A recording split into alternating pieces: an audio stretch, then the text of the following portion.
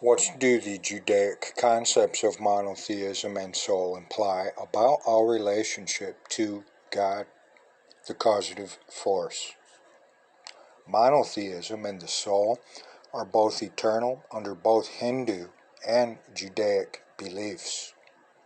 The implication is that they both are tied together in some sense.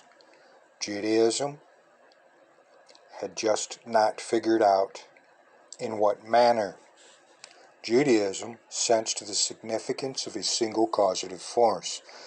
A single causative force creating the universe could lead to nothing less than a realization of the idea that this singular causative force, regardless of the name assigned to it, her, him, would belong to everyone. Judaism did not profess this causative force to be her God. What Judaism did profess was the idea that it is Israel's divinely appointed task to reach the universal fatherhood of God. Fatherhood. Patriarchal.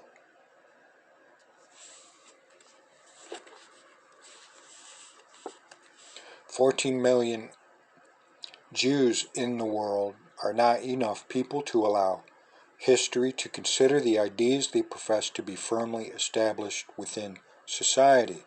There is no denying, however, that the tenacity with which this religious group clung to their beliefs and purpose provided the means by which the ideas of monotheism, the soul, and eternal existence of the soul could and did take root in the West. The West found common ground upon which it could draw its small regional groups into large, powerful geographical regions whose strength through unity and advancement through curiosity would drive humanity into a realm of technological development so grand that it would allow humans to actually step off the earth itself. And is this all Judaism gave humankind? No, for Judaism provided the rationale for understanding all humans were created equal. Judaism said, quote, God created man in his image, and in the image of God created he man. If this is the case, the causative force created all of us equally, for no one person could be better than another since we were all created in the image of the causative force. Each image is the same, for it is made in the same image of the one and only causative force. Thus Judaism acted as a bridge, while it also provided the rationale for the equality of humankind and of other life forms we may encounter somewhere in the heavens themselves. Conclusion: how do the concepts of Hinduism reinforce panentheism?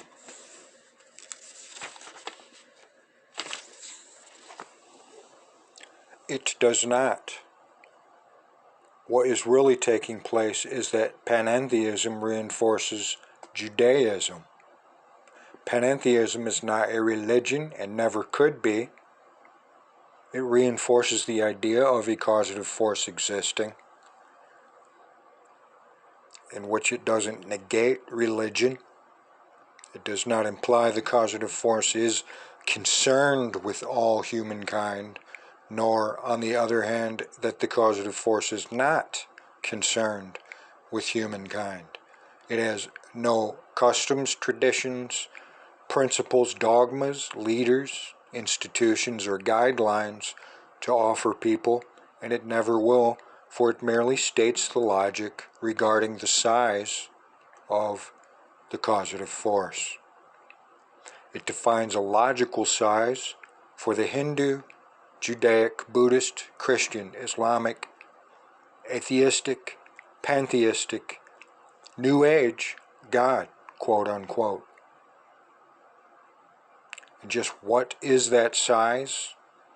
Panentheism expands the size of the causative force to that of true or full omnipresence.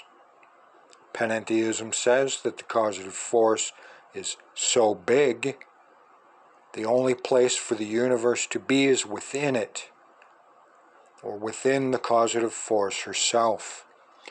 This in turn provides the beginnings of our understanding why we do have a significance for being alive, and it is tied directly to the causative force herself, not necessarily to other humans. Judaism has provided monotheism, the soul, and eternal existence. The time needed to take root in the West. The idea is now well established in the West as well as the East. The idea is now global. And why was this so important?